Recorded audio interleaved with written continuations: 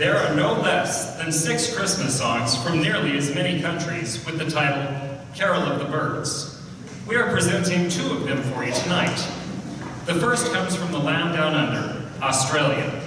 The piece highlights a number of Australian birds, including the graceful brolga, a large red-headed crane, currawongs, friarbirds, lorikeets, and others. The refrain, Orana, is believed to be from the Wiradjuri Aboriginal language and means greeting or welcome.